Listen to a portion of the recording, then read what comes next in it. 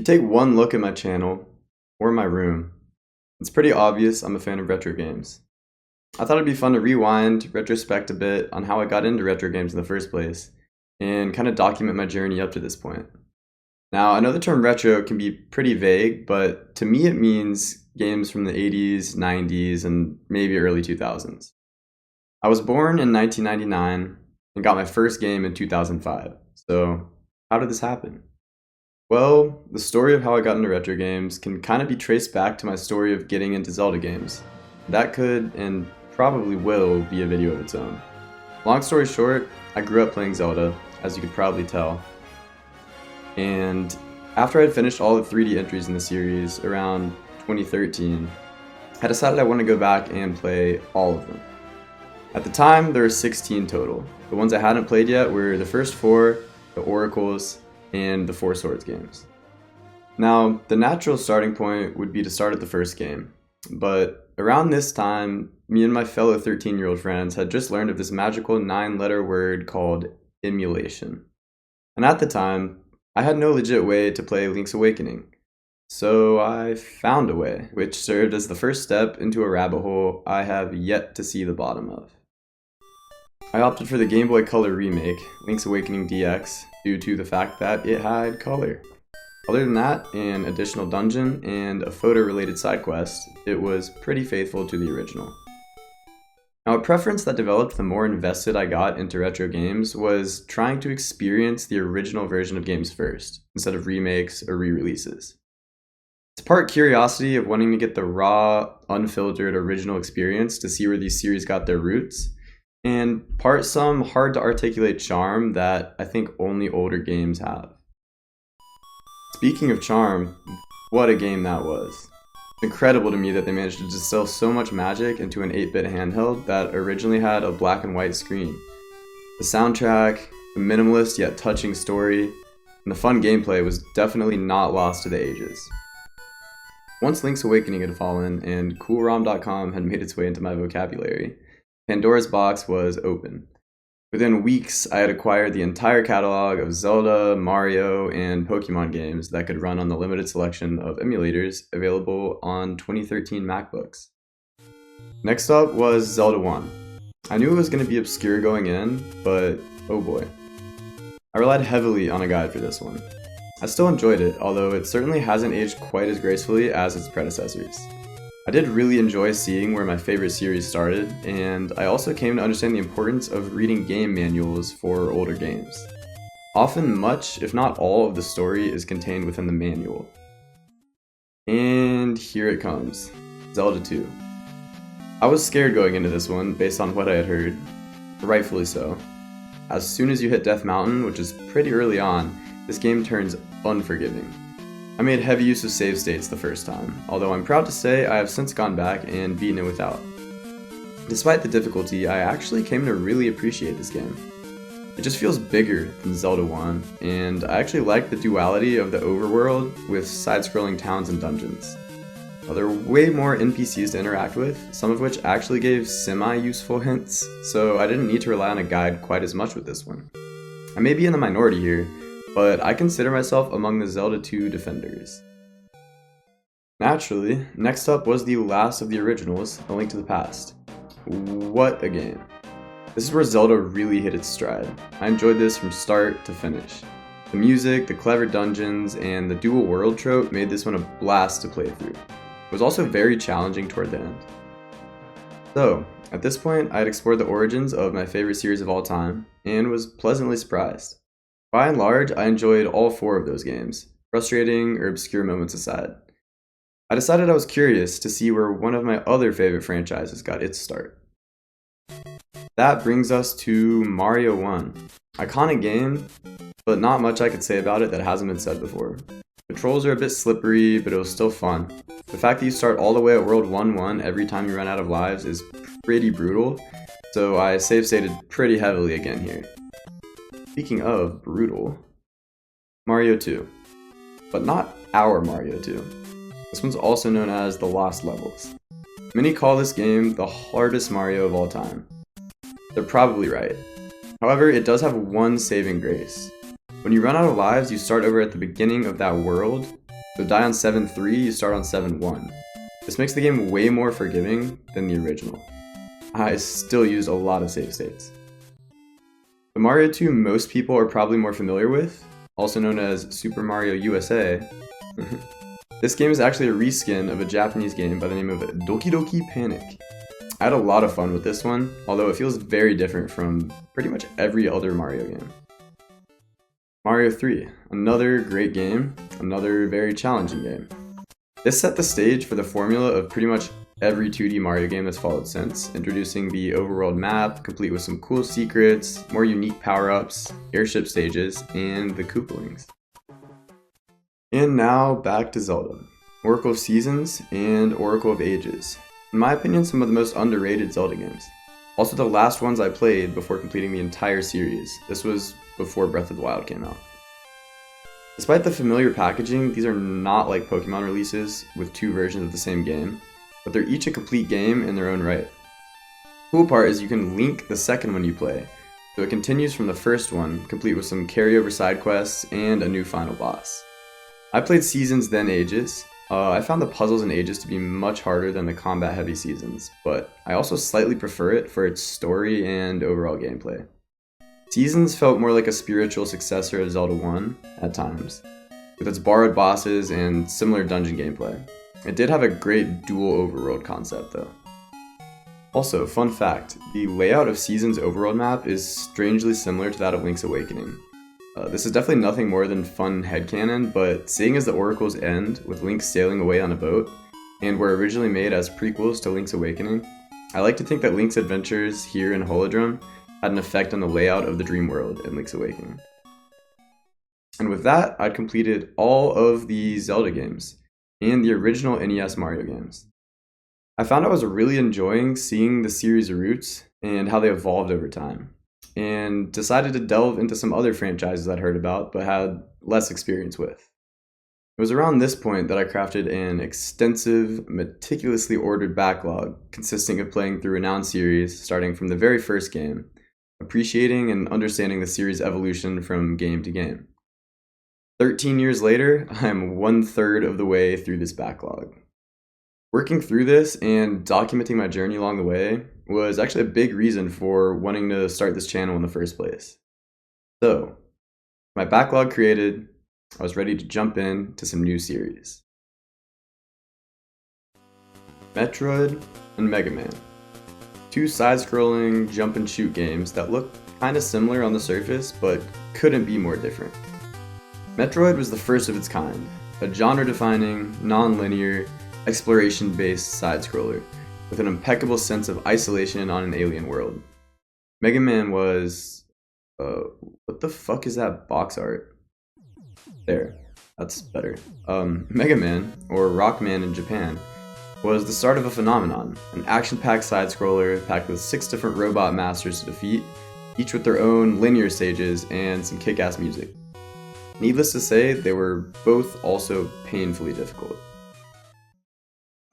From here, I went on to Super Mario World and Mega Man 2. Super Mario World took the concepts introduced in Super Mario 3 to the next level. A more fleshed out map world packed with more secrets, bigger stages, cooler boss battles. Mega Man 2 expanded on... Mega Man 2 expanded on the first, introducing a series tradition of 8 boss stages. I like this one a bit more than the first. The gameplay felt smoother and less unfair. Super Mario World 2 Yoshi's Island is an absolute treat. It's one of those Mario games that started its own spin-off series. It's got beautiful crayon-style graphics that look way better than they should for a Super Nintendo game, and creative gameplay where you play as Yoshi carrying Baby Mario on your back. Dude, what the fuck is wrong with his face? Like, what were they thinking? Mega Man 3 introduced several new things to the series. Sliding, a seemingly small addition that changed the gameplay up quite a bit. Rush, his trusty dog companion that helps him navigate the stages. And Proto Man, a sort of arch-rival character. And Mega Man's older brother of sorts, that both fights and helps you throughout the game. Something I didn't love was that after defeating the 8 bosses, it has you revisit 4 of the stages to fight all the bosses from Mega Man 2 before going to the final stages. Maybe cool in concept, but when completing these games back to back, I found it a little tedious. Super Mario Land brought Mario to the Game Boy for the first time. This is a very, very short game, like less than an hour, and I've never not completed it in one sitting. Still pretty fun and has some cool music. Another fun fact, this was the first game to ever introduce Daisy. I mean, come on, who would buy something with this cover? I get they wanted to rework the anime style covers for Western audiences, but who would think this is better? Anyway, Mega Man 4 went further and introduced the charge shot, which I think made the games a bit easier. Not a bad thing in my mind, these games are notoriously unforgiving. It also introduced the pattern of a secondary villain with their own semi-final stages before the true final stages. This pattern would be followed by subsequent games, and I enjoyed it a good bit. Super Mario Land II, 6 golden coins. This game is fantastic. It brought everything I loved about Super Mario World to the Game Boy. It's a drastic leap forward over Super Mario Land 1. Stages are unique and creative, the overworld is fun to explore and filled with secrets, and it introduces Wario for the first time as a final boss. This is easily one of the best original Game Boy games, in my opinion. Okay, the covers are getting a little better, but still kinda uncanny valley, I don't know. Mega Man 5 didn't do much new for Mega Man 4.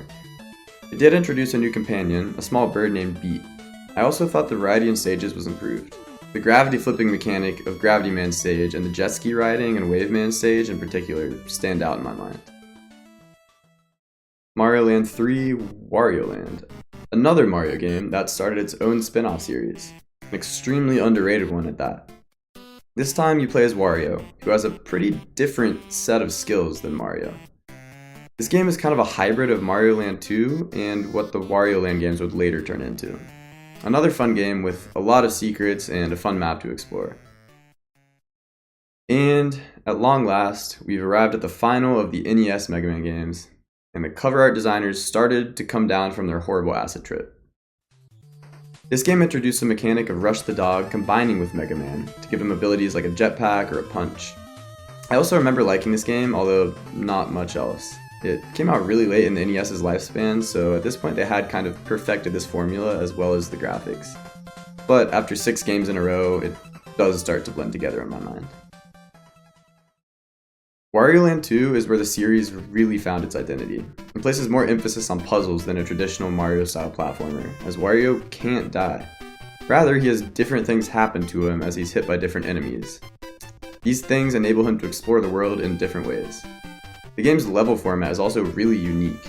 It has a main sequence of levels that's pretty linear, but half the levels are actually locked behind secret exits that form branching paths in the story and can result in 5 different endings. Mega Man X marked the series' foray onto the Super Nintendo. This time, set in the far future of the originals, you play as X, an enhanced version of Mega Man with more abilities, including dashing. This results in more fast-paced stages, and the game has an incredible fast-paced soundtrack to match it. It also introduces Sigma as the main antagonist, finally giving us a break from Dr. Wily's antics. And it introduces Zero as a co-protagonist to X. Wario Land 3 may be my favorite of the bunch. It expands on the mechanic in 2 where enemies transform you instead of hurting you, and it takes on an almost Metroidvania style sense of exploration, as you explore and revisit different levels around the world. The world feels dynamic and constantly changing, as what you do in one level can completely transform another in really clever ways. Another criminally underrated game, and probably one of the very best games on the Game Boy Color. X2 is more Mega Man X. It follows a similar structure to X1 with the addition of more secrets to find in the stages, as you try to collect Zero's parts to rebuild him after his sacrifice in the first game. Wario Land 4. This is one of the most unique games I've ever played. It's a bit short, but it has some of the best art the Game Boy Advance has to offer. The levels are fun, creative, and weird, and the music is great. It lost a bit of the interconnectedness of Wario Land 3 in returning to a standard level select, but it was a leap forward in many ways too. In Mega Man 7, I honestly don't remember too much about. I know it introduced bass, and that was a bit overshadowed by the X games on the Super Nintendo. I do remember enjoying it, but that's about it. So, now I had wrapped up all the emulatable at the time, Mario Land, Wario Land games, and it was time to start a new series to run in parallel with Mega Man. This will be a recurring theme for this backlog. There's typically two series running in parallel to one another. Which brings us to Final Fantasy, one that quickly became one of my all-time favorite series. Continuing with the theme, I decided to play the very original version on the NES. And though it may not be the most polished, I'm so glad I did. It was incredible getting to experience the very beginnings of one of the most profoundly impactful RPG series of all time. When I think of the kind of unique charm that retro games capture, this game is always at the top of my mind. The incredible 8-bit music, the homey atmosphere of the towns, the cryptic yet important hints each of the NPCs gave, it never felt too dated. I was blown away by how large and captivating a world they crammed into this small 8-bit cartridge. In Mega Man X3, you can play as Zero now. Ooh. And I quite enjoyed the fact that there were multiple ride armors with different abilities, but it was also around this point that the Mega Man fatigue began to set in. I guess that's what I get for trying to play 14 of them in a row. Final Fantasy II was one of the more daunting games I've played this far. I was sticking to my plan of originals only, and I used a fan translation of the Famicom original. Now, as with many of these games, I read up on it a bit before starting, and I had heard about how broken the battle system can be. This game started the concept of using skills to get better at them. Instead of leveling up for more HP, you take damage for more HP. You increase attack by attacking. You increase magic by magicking. In theory, this is a great system. See Elder Scrolls. However, in practice, this resulted in some oddities like not healing in battles so you get HP after, or evasion working way better than defense. Shields give evasion and armor lowers it, so I don't know, it had some weird things. It was also pretty hard. The dungeons could be unrelenting, going on and on with plenty of trap rooms. Now, quirky battle system aside, I also enjoyed this game more than I expected. The music was again fantastic. There were actual named characters with personalities, party member deaths, and a whole plot twist at the end. The story felt more involved and personal than the first game. Mega Man 8 is maybe known for its comically horrendous voice acting more than anything else. For all the energy immediately, Mega Man. When we find that meteor, we'll find Dr. Wily. Because it was so bad, I actually expected not to like this game, but I enjoyed it quite a bit. It definitely plays a bit differently from X games or even the previous core Mega Man games, but I enjoyed it. Final Fantasy III feels like the counterpart to FF2. Gone are the named characters, replaced with nameless Onion Knights and a "Crystals need you to save the world" storyline. The combat system, though, was revamped in the best way possible. This is the game that invented the job system, letting you switch classes at will. The game was a blast to explore with a bigger world, actually 2 overworlds, more dungeons, more airships, and a fun combat system. Metroid 2, despite being black and white and pretty basic, I actually feel has aged better than the original. Neither has a map, but this one is a lot more streamlined and less easy to get completely lost. Secrets are less obscure, there are save points, and there are fewer repeat rooms. The music, once again, slaps. Now, Final Fantasy IV is the first game that I would truly feel comfortable recommending to a non-retro game fanatic. Like many Super Nintendo games, it aged much better than its NES counterparts. I played the Super Nintendo release, called FF2 internationally for reasons, and I later learned this game is actually pretty inferior to the Japanese original.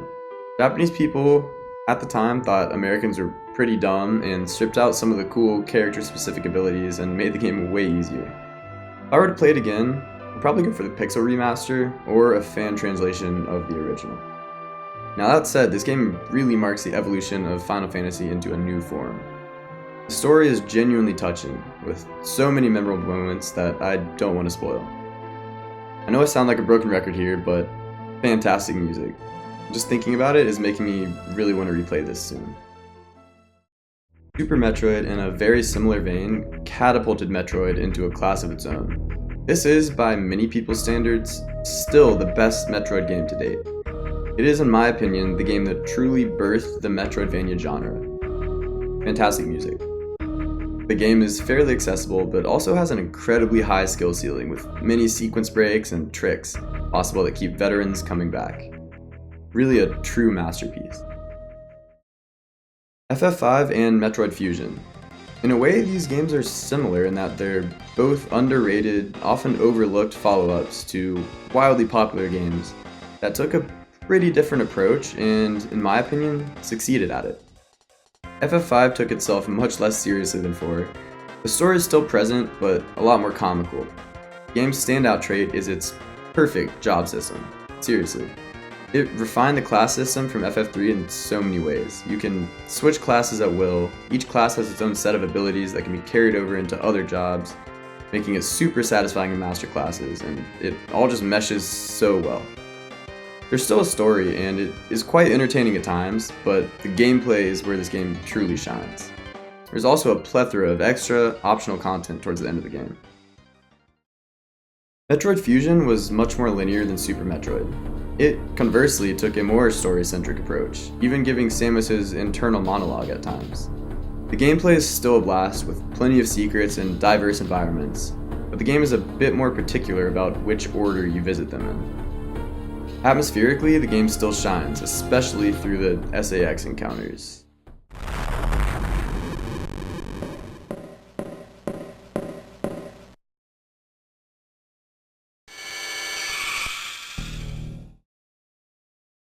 Final Fantasy VI just turned everything from 4 up to 11.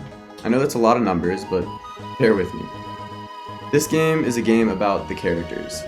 There are a lot, but they're each memorable in their own way. The individual character arcs, the interactions between them, and the main story are some of the best this era of RPG has to offer. The music, and I really mean it this time, is incredible. Standouts like the opera scene,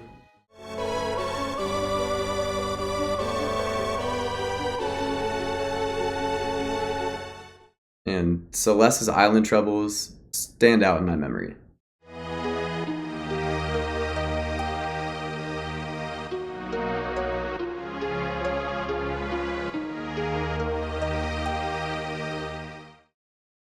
This game pulls a bold move and has the villain actually succeed in destroying the world halfway through, opening up a second half of the game that is drastically different from the first.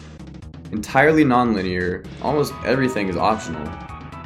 The unique feeling this game gives you of everything going to hell and doing your best to pick up the pieces afterward, band together, and try to move forward is really special. Mega Man X4 is pretty kick-ass. Mega Man hasn't historically had the highest production value game per game, but they went in on this one with cutscenes, slightly less horrible voice acting, and a bigger variety of stages. Okay, update. I've since replayed the game as Zero. It was actually really fun, and I found the story more interesting, but I take it back about the voice acting. What do you think you're doing? It's not too late. Stop the coup now! Never. If that's your decision, prepare yourself! No, this isn't happening! There's no reason for me to go on. What? What am I fighting for?